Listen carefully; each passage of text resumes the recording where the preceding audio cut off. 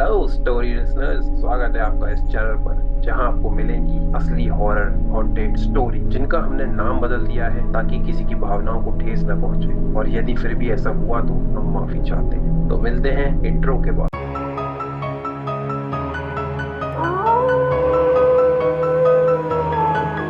It's acid. It's acid.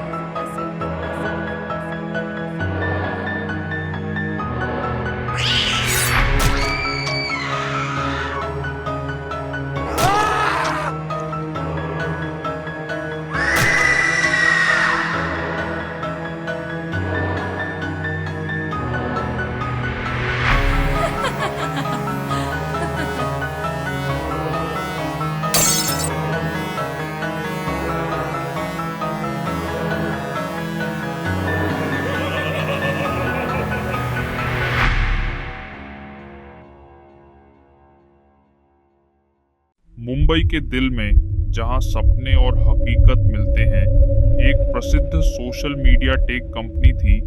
यहीं पर अदिति, एक इंट्रोवर्ट और साधारण लड़की, अपने करियर की यात्रा शुरू करती है।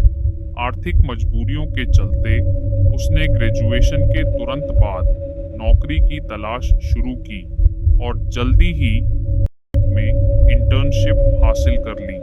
शुरुआत में अदिति की इंटर्न की भूमिका कई चुनौतियों से भरी थी। उसका मैनेजर राकेश उसे मुश्किल में डालने के लिए बेताब था। उसने अदिति को कठिन कार्य सौंपे जो उसकी इंटर्नशिप की सीमा से बाहर थे और कड़ी डेडलाइंस लगाईं। इसके बावजूद अदिति ने बार बार अपनी मेहनत और कौशल से सभी को प्रभावित किया। जल्द ही उसे इंटर्न से परमानेंट एम्प्लॉय की पोजीशन पे प्रमोट कर दिया गया, जिससे राकेश बहुत नाखुश था। असल में राकेश के पास अन्य योजनाएं थीं।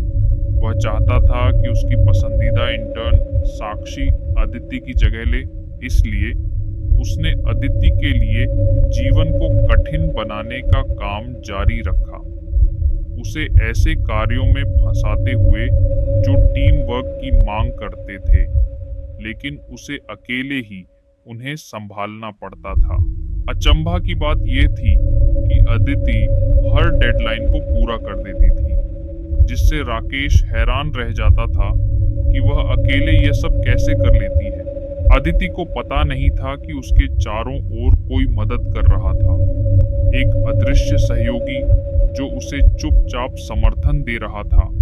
जब भी अदिति किसी समस्या में फंसती, वह अगली सुबह उठती और देखती कि उसके कार्य पूरे हो चुके हैं। उसके मन में जिज्ञासा बढ़ने लगी कि आखिर वह रहस्यपूर्ण सहयोगी कौन है। उसने कई बार पहचानने की कोशिश की, लेकिन उसकी सभी कोशिशें बेकार साबित हुईं। एक दिन अदिति को एक ईमेल मिला जिसने उसकी वास्तविकता को पलट दिया।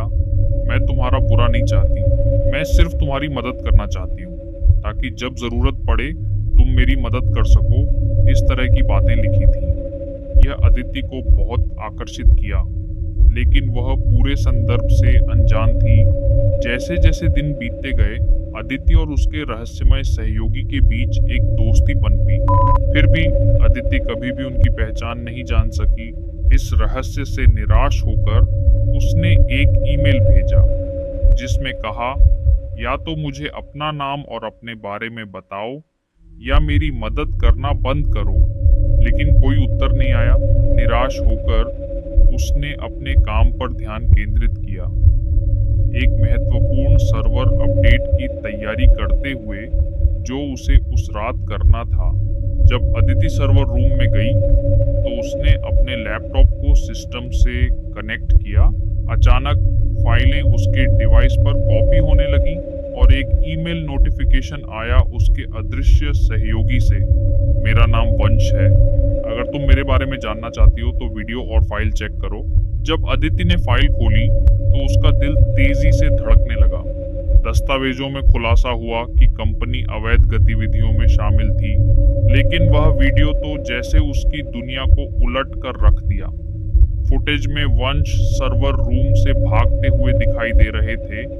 उन्होंने कंपनी के खिलाफ सबूत इकट्ठा कर लिए थे, उसे यह भयानक सच पता चला कि राकेश और प्रबंधन ने वंश की हत्या करवाई थी ताकि उनके अपराध छिपे रह सकें।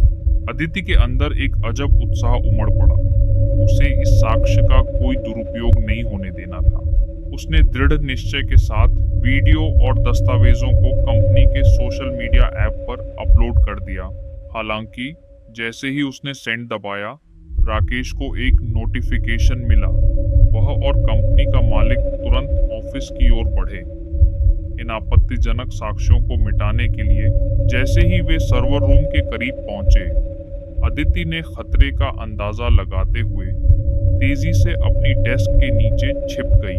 अचानक लाइटें झपकने लगी और सर्वर रूम से अजीब रोशनी निकलने लगी। राकेश और मालिक ने दरवाजा बंद पाया, बाहर से उसे खोलने में असमर्थ, और फिर एक भयानक मोड़ में सर्वर रूम में आग लग गई। अदिति ने डर से देखा कि वंश का एक भूतिया चेहरा प्रकट हुआ। उसके चेहरे पर एक मुस्कान थी, जैसे उसने अपनी प्रतिशोध की वापसी की हो। जब तक पुलिस और फायर ब्रिगेड आई, तब तक दृश्य त्रासदी में बदल चुका था। राकेश और कंपनी के मालिक आग में जलकर मर गए। उनके अपराध अंततः उन पर हावी हो गए। अंत में जब अदिति अपने छिपने की जगह से बाहर आई, तो उसके लैपटॉप की स्क्रीन पर एक ईमेल नोटिफिकेशन चमका, thank you and goodbye लिखा था।